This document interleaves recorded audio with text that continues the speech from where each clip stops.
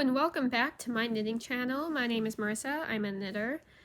In this mid-February update, I'm just going to show you what I've been working on this month. This is a pullover that I made between 2022 to 2023. I don't know what the yarn is because I bought it 2 years ago and lost the labels. It's the newspaper pullover. It was my first time doing brioche. And I shortened the hem and the sleeves because they weren't working for me at all. And, well, I didn't shorten the hem. I made the hem a little longer, actually, but the bind-off was too tight, so I had to rip it all out. So I filmed a lot of that. So first we're going to do that, and then I will show you my finished Sueño and the other things I've been making, which is a couple more sweaters, basically. So here we go. We're going to start with this cardigan.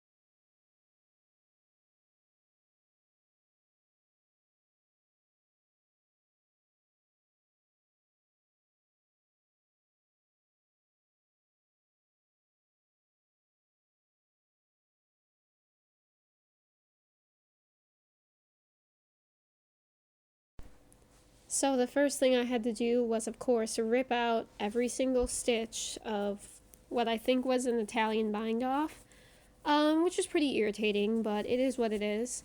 So I did that, and then I pulled all of the knitting out up until like the row before I wanted the ribbing to actually start. So I ripped out an entire patch of brioche and wound up the yarn. I had to stop and untangle the yarn a little bit as well, so that was kind of time consuming.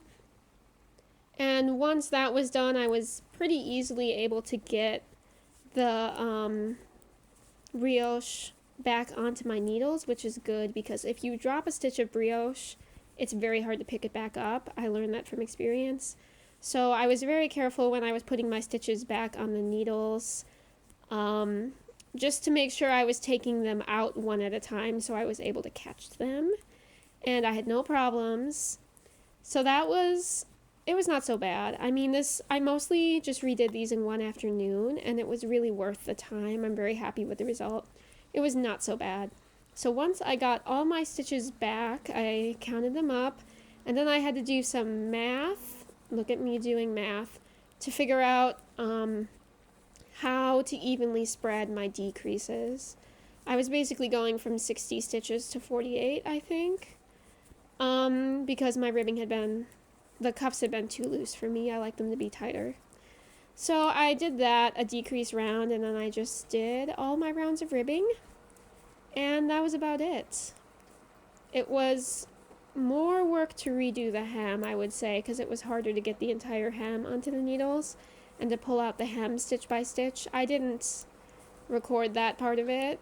It would have looked basically like this, but more time consuming and more frustrating. So that was the project. It really only took me a weekend, including the time I spent washing it. I did actually throw this into my washing machine to wash it. It really needed to be washed anyway with actual detergent. And I thought that would be gentler than me squeezing it by hand to get the soap out of it. So yeah, I do have a really nice washing machine, and I trust it when I put it on delicate and I tell it not to spin something very much. It abides by that. So that was it. That was the project. It went according to plan, and I'm very glad that I invested a weekend in doing this because it's much improved. Okay, I did my 24 rounds.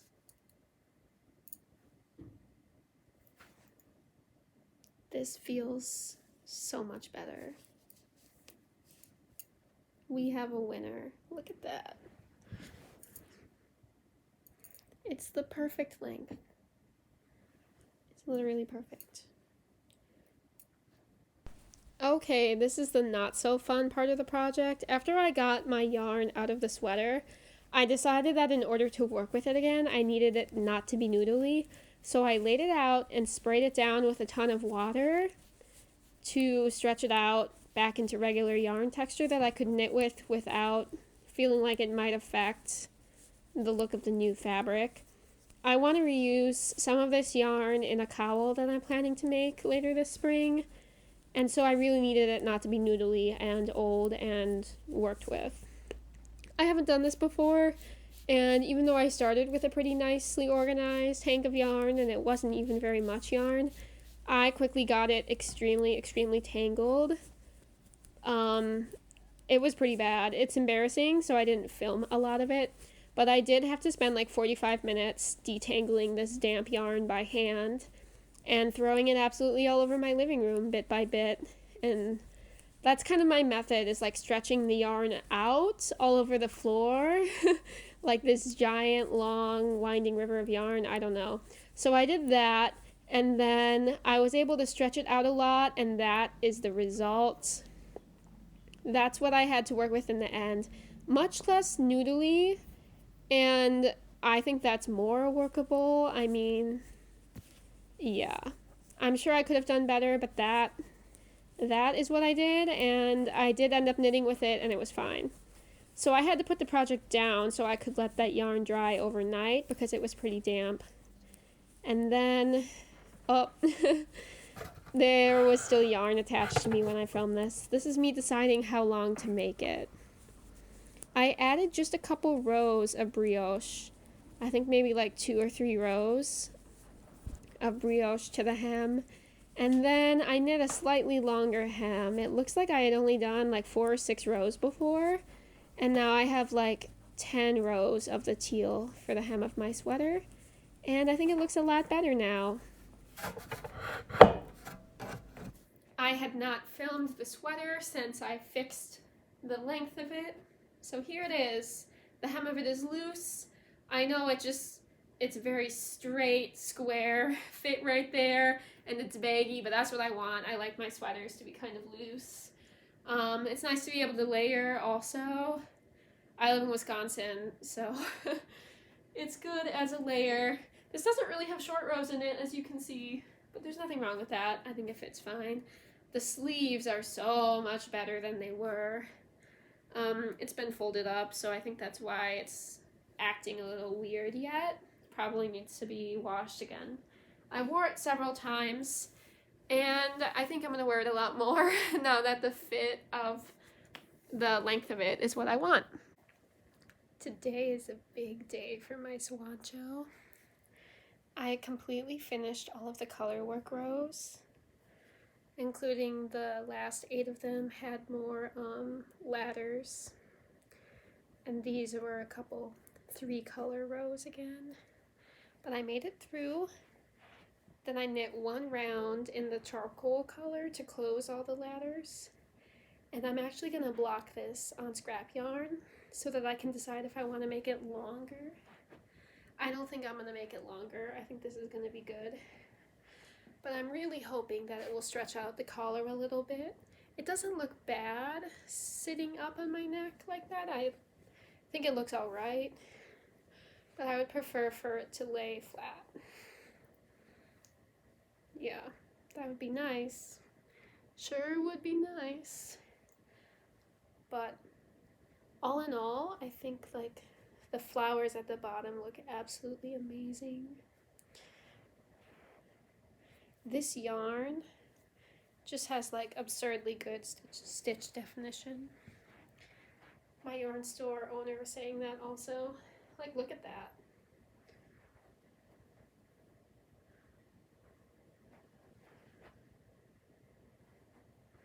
So, we are gonna get this baby wet and let it dry, and we'll do a fun little before and after. Update, it blocked out. It's not even done blocking yet. It's like literally still damp. It looks so beautiful. The little tops of the bees are a little wonky, but this and then the start of the yellow was really bumpy and uneven, and the blocking mostly fixed that.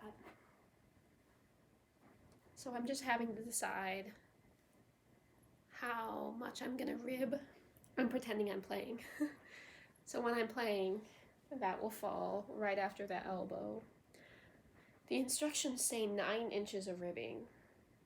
Now I think that's too much for me. I don't know.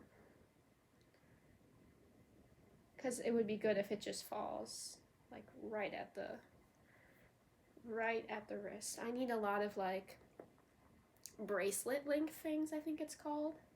Bracelet length is good because if it gets onto my hand, it's really annoying while I'm trying to play at work. So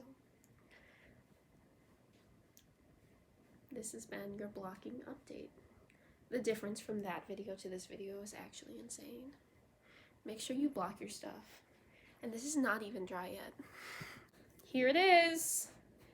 Herbalist Sueño reveal. It is done.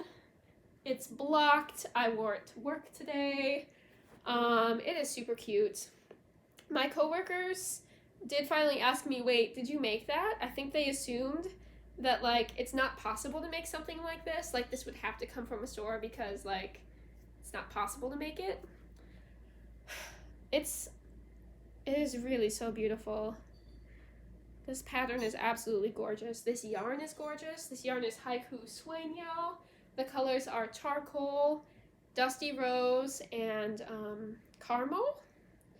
I think there was maybe one error in the pattern. The pattern said that you needed a lot more of the gold color than the pink color, but there's way more rows of pink. And I only didn't even break into my second skein of the caramel, but I did start my second skein of the rose color. So yeah, I think they flipped the yardage on the pattern. I don't know how my yardage would have been the opposite of theirs otherwise, because you can see the pink goes from here all the way down to the end with no stops, but this passage and this passage has no gold in it. The gold is only, it's mostly in this section, and then there's only a little bit of gold at the end. So I wasn't really able to get gauge. Gauge is 18 stitches and 4 inches or 10 centimeters, and I'm at 20, which is as much as I could stretch DK yarn with. I don't know what DK yarn is like bulky enough, is large enough that you can get that gauge, because DK gauge is not typically 18 stitches. It just isn't. So I was able to stretch this out to 20, and it still is too tight at the top. I think because of that, I think maybe it would have been too tight anyway. I probably should have made a size 2 so that it could be looser at the top. This likes to like pop out a lot like that. As I'm wearing it, it wants to do that. But I think as I keep wearing it, if I just keep pulling it down, I'll be able to stretch it out a little bit. I'm not too worried about stretching it over time. I kind of want it to stretch over time so it will be looser. The fabric is really held together by all the color work, so I think it'll be fine. I love this. I even love how the flowers fell like around my arms, how there's like one patch here and then one patch here. It's just so beautiful. I was worried when I was trying it on when I was doing the sleeves because this part was really tight, but it got fixed when I blocked it. I also had to add a lot of stitches to the sleeves. Well, not a lot, maybe like 8 or so. Size 1 would be good for children for sure. If you're wanting it to be pretty oversized and not fitted, it would be good for children. And I hadn't realized how restrictive this would be. Like, you would think it would be obvious, but when you have something that goes from your shoulder all the way past your elbow with fabric there holding it to your side, that is pretty restrictive. So yeah, I am glad that I made this. I am actually glad I made a size 1, but I said this in the last video and I'll say this again, this would never have been possible without ladder back jacquard. If you are making something like this, see how long those floats are? Those floats, this pink is like 20 some stitches apart. And therefore I have 4 ladders of pink back there to get it all the way over there without cinching the garment really tight. These are my ladders, and you can also see the rows in my floats there. Ladders. Look at all those ladders. I do think it's beautiful. I'm proud of it. I'm hoping to wear it a lot. And I am planning to make another Sueño of hers, the Sunny Sueño. But this was such a huge time investment. I don't know if I'll get the Sunny Sueño done in time to wear it in like April, because it's pretty warm. These 2-3 color, this is very thick. The Sunny Sueño might not be quite as thick as this because not all of it is 3 color, hardly any of it's 3 color, but I still think it'll be pretty warm, and so I might make it to wear in the fall. I might need a break from like giant 400 stitch ladder back ponchos. I might need a break from that, but I am going to make the Sunny Sueño. The other problem is I can't decide what 4th color I'm going to use in it, although I think I finally picked the purple from my flower block sweater. I think I'm going to use that. So this has been the Sueño review. 4.5 stars, I would say. I could have executed the top of it a little better. Yeah, 4.5 stars.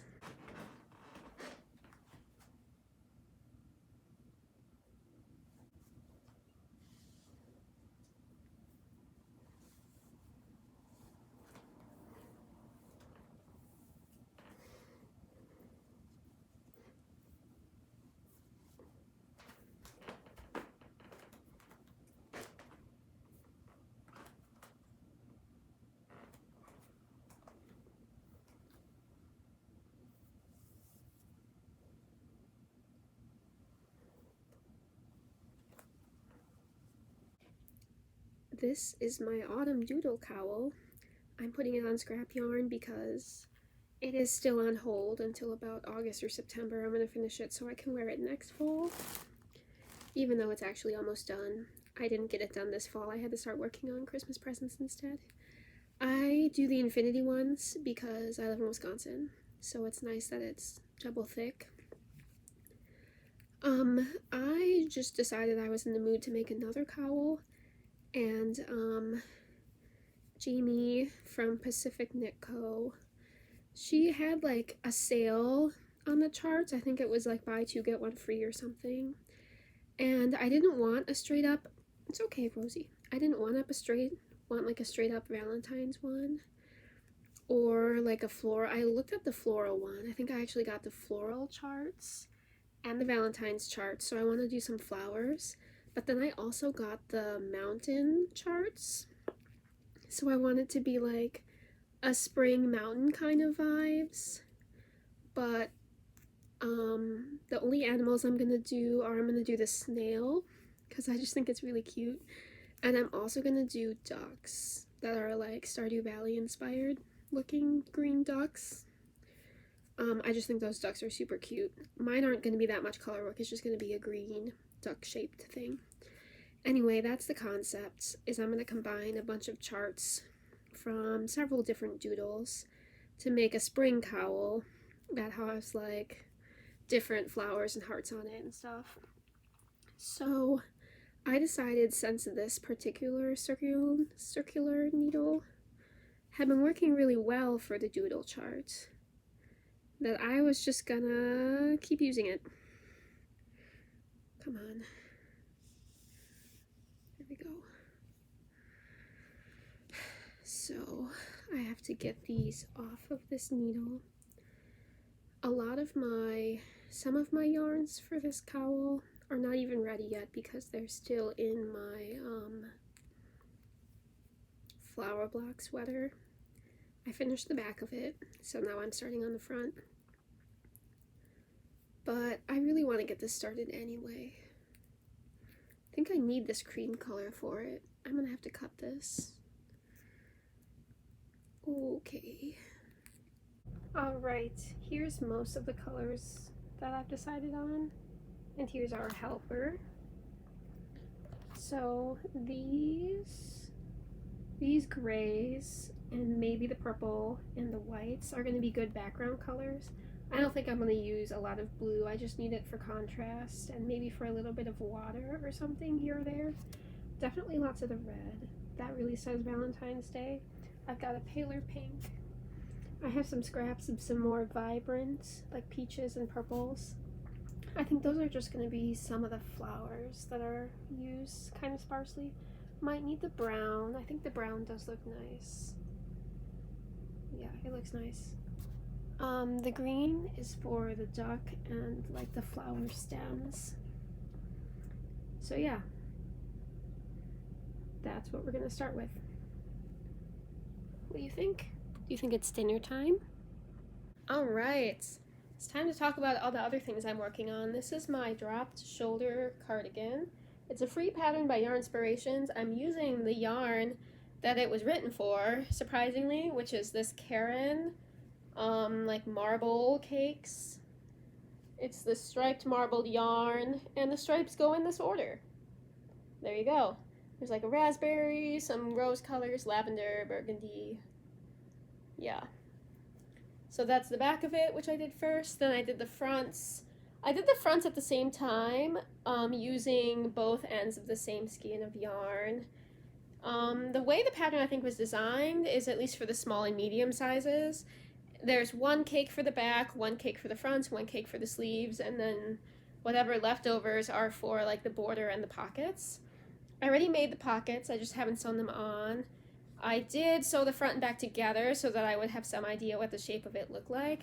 I'm currently working on the border.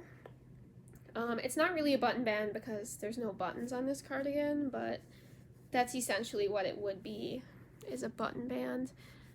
Basically, instead of sewing it on at the end, I thought it would be easier if I just attached it as I went. So every other row I just pick up like into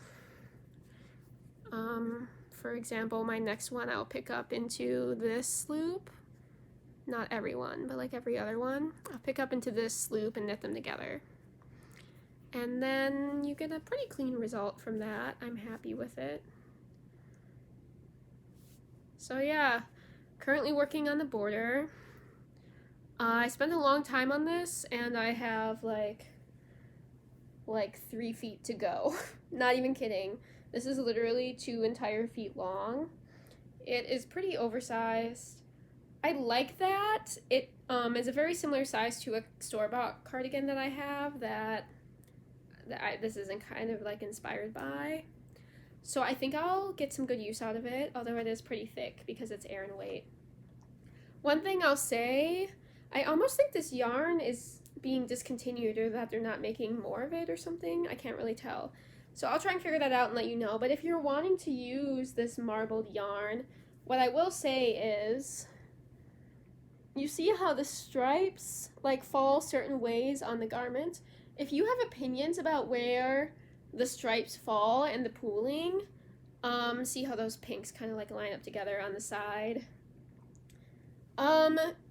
This, like the back and then this front of it, you can see they're almost exactly the same colors, but they didn't quite match up here because the stitch count was different. So if you want your stripes to be more or less random, you have to really look at your cakes and plan what it is that you're doing. Because I actually don't love the look of that. I wish that the red fell maybe in different places. I wish there was more burgundy and that it fell in different spots throughout the sweater because it's so much darker than all the pinks. Yeah. I do really love it. I think it's cute, and like when I was making the pockets, that's why I actually made them next, is because I wanted the pocket colors to contrast with this. I don't think I even got a very contrasting one for here. I tried to find more of the burgundy, but there were no ends of the yarn that were in burgundy, and I need some burgundy in the sleeves also, so yeah, that's a little disappointing, but that's what happens when you work with yarn that has like really long stripes in it, is you can't always get the exact color stripe that you want for the shoulder or for a pocket or for like a certain part of the button band. If you want the colors to look random and patchy, that's actually pretty hard to achieve, a truly random look. So if I just waited till the end and was like, all right, time to make my pockets, and all I had left was like one color, then the pockets would have to be that color, and that could be really disappointing. So if you're gonna use this Karen like striped marble yarn, yeah, that's just something to think about. I'm hoping to get some good use out of this. I can't really tell what it's gonna look like at this point, if I'll like the fit of it or not, so I will, I guess, start working on the sleeves once I finish this button band, and I'll let you know. Okay, I did look it up, and the update is that this yarn, it looks like, was discontinued recently. I got it on clearance at Michael's like 6 weeks ago, early January 2024. Michael's has a couple $5 total for like a whole cake, which is a lot of yarn. $5 clearance yarn, but only in the color vanilla, it looks like. And you can go on Amazon, and they have like $20 to $26 for each one, which doesn't seem worth it to me, but I guess if you really want it, you could get the last ones that are on Amazon. And there's a couple other colors I hadn't seen before on the Amazon one also, but yeah, unfortunately, it looks like it's out of stock everywhere because it has been discontinued. Karen still has a lot of the cinnamon cake, swirl cake ones. It's just these marble ones that they're not making anymore. I don't really know why that is, but yeah, I'm sorry to say that you can't have this yarn. Next, I finished the back of my flower block cardigan. It's obviously going to block bigger than this, and when I sew it together, the edges will not be so rolly. This is my first actual intarsia project. Something I didn't think about with intarsia I think I was supposed to do like different balls for each of these blacks, but I just didn't want to cut my yarn. You can see really clearly where I floated the black over from here to get it ready for the next row. When you're doing intarsia and you have like gaps between them, it's good to look in advance as to where you're going to need the color next and decide if you're going to carry it over. It works best for me if I carry it 1 or 2 stitches past where I need it and then like lock or like float it over there so that on the way back I have something to tension it against. Otherwise, I was getting these like weird gaps. You can see those gaps I have in the black and white. But since it's a flower petal, the texture of the gap actually works in that situation, but it's really not ideal. Other than the shapes of the intarsia being a little weird, you can see when I got to my second intarsia black and white and I had more of a plan to lock the black and white together, I did a really good job with that. So it's just my first one was a little weird, and it's the one that's on the back, so like no one's gonna see it as much anyway. In this patch of the boucle, I tried to hold it triple and it was too fat, so I went on to holding it double after that for this patch. But yeah, I was just trying to use it up because I don't like working with the boucle because I'm impatient. So I wish that this was a little bit more variegated, but I knew when I bought it wasn't going to be. The yarn the pattern that was designed with was just extremely variegated, and it matched like the colors in the rest of the pattern perfectly. So they had kind of all been designed with that in mind, and I think this pink and this pink don't go together that well. This is just me being critical. These shades of pink, this one is just a lot more yellow, and this one is very pure, like almost a cool tone pink. When it's next to that, it looks more cool, but yeah. Now that I've been critical of myself, I will say that for somebody's first intarsia project, look at that. Look at those lines. Look at the stitches in between them. I did a good job. Look at that. Good job. And then here's the back of it. I just did floats for those because they're only 5 stitches and I can get away with it. I wrapped I've been weaving in my ends as I go and wrapping them through the next row, and those are my wraps where all the colors met each other, and so the back of it looks very clean. I had a lot of fun making this. It's pretty addicting because it's like the first row or two as you're establishing it, you're like weaving your ends and you're establishing what you're doing. And then you did a couple rows after that, and you're like, well, I have to change colors again soon. So anytime you change colors, which is pretty frequently, it's like, well, I can't stop now because I've got to get these ends woven in. So I'll just do another 2 rows. Oh, I'll just do another row so that I can change this color. Oh, I'll just do another row so I can like get rid of this color.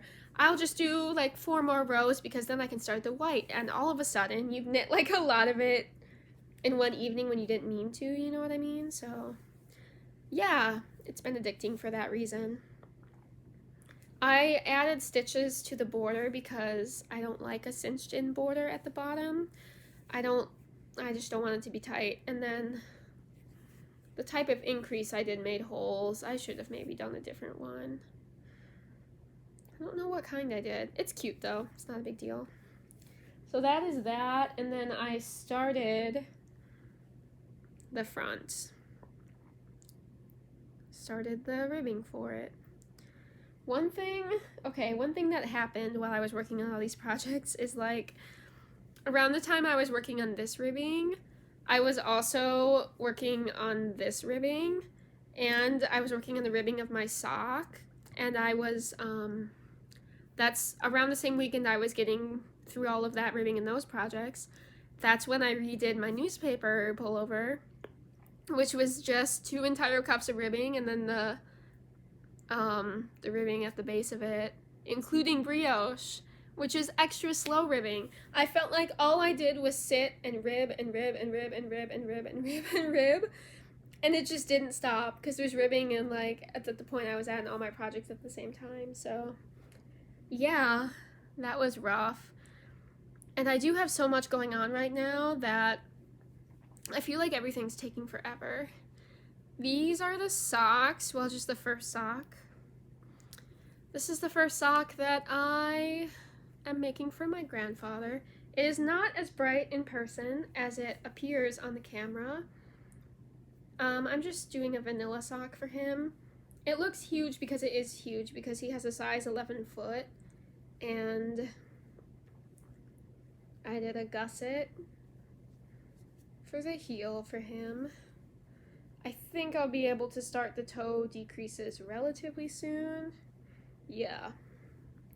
I measured his feet and I took some notes and everything, so I think this will fit him pretty well around his foot, but I mean, to me it definitely looks huge, but that's because his feet are way larger than mine, so of course it's not what I'm used to.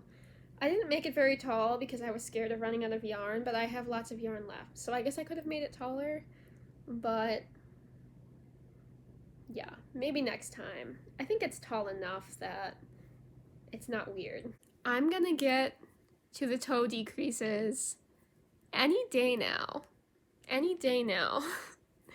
Knitting a 12-inch circumference. I mean, it's less than that because it is gonna be stretched to that, but knitting like that many inches around for a sock, long enough for a men's size 11 foot, it's not the same as knitting for grandma. It's not the same as knitting for the church lady who is the size 7 foot. It's not the same as knitting for my mom who has a size 7 foot. Like, I still enjoy this, but I don't know. I think I'm just in an impatient mood because I have a ton of, like, work right now, like actual work, not knitting work. And I think just being on deadline for that is bleeding over into my hobbies. So, yeah, I don't know what's up with that. I probably need to try and enjoy what I'm doing more, but yeah, I don't know. When I called my grandparents to thank them for my birthday card, my grandma was like, "Oh, are you working on our socks? Like, did you finish our socks?" And I'm like, should not have told them I was making them socks because I know it made it sound like, yeah, I can make them in 4 days. In December, I made several pairs of socks in 4 days. I don't know how I did that, but I guess I wasn't working on anything else, and they were women's socks. So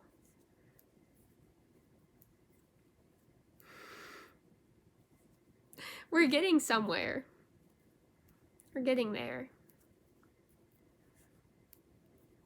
I'll try to film in the daylight last time, but this yarn is absolutely gorgeous. It's not striping or pooling at all, for one thing. It just looks deliciously random. Haven't taken the label out, so I don't even remember. This is from Evergreen Fiber Works. The color is Amaranth. It's from the Foraging Club, which was in October. And there's like a picture on it. Yeah, there's like a picture of amaranth plants. So they're actually located in the county in Wisconsin where my grandparents live. Pretty sure they're in the same county. They're pretty close by, regardless. So when I tell them that the yarn was like locally dyed, they're gonna be even more excited. But I was looking for a loud orange yarn. And I saw this and I was like, that's it. Amaranth. And she's like, oh, it's from so-and-so in Fond du Lac. I was like, wait, they live by there. So yeah, Evergreen Fiber Works. I love it. It's beautiful. Great for socks. Has a very nice feel to it. It feels soft, but at the same time it feels like really sturdy and present when I touch the fabric from it. Feels durable, but like in a nice way, not in like a rustic way. I wouldn't call it rustic. It's pretty. I really like the darker flecks in it. So yeah, Those are my grandpa's loud orange socks, as he requested. I did start my new doodle cowl for the spring yesterday. First we started with a kind of Valentine's themed flower. Not sure how I feel about the red and white. I think by itself it's very like Christmassy or Valentine's Day looking. And I do want it to be not a Valentine's themed cowl when I'm done with it. I want it to be like more generically spring themed, but with some Valentine's stuff in it. Some Valentine's stuff in it is fine, but I don't want it to be like straight up like hearts. Like there's not going to be that many hearts in it, and there's not going to be any like of the letters or the like arrows, Cupid's arrows, like none of that stuff. Just kind of a lighter Valentine's theme, like floral. Yeah, I'm going for like a floral spring kind of a theme. So I started by doing this. This is from the Valentine's charts, and then I apparently am doing a gray background next, and that's just my scrap yarn. This is quite a lot to get done in one day. I did do this yesterday, and from when I started my autumn doodle cowl until this one, all of this other color work I've been doing, like this and the bee sweater, and I don't even know what else, that's really paid dividends because like right off the bat I've got this beautiful even color work, and it's not tight at all. Like it's not pulling, it's not bumpy, it's going very well. So I think I've come a long way with my color work in the last like 6 months, I would say. And unlike this, with all the floats everywhere, I don't think I'm gonna have to do many ladders in this project, but I might do a couple. We'll see what happens.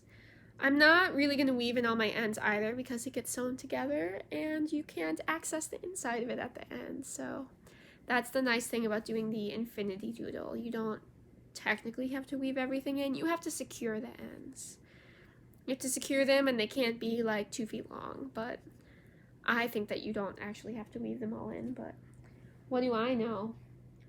And I'm surrounded by projects. Here, look, got a whole pile of stuff, but that is everything I'm working on right now.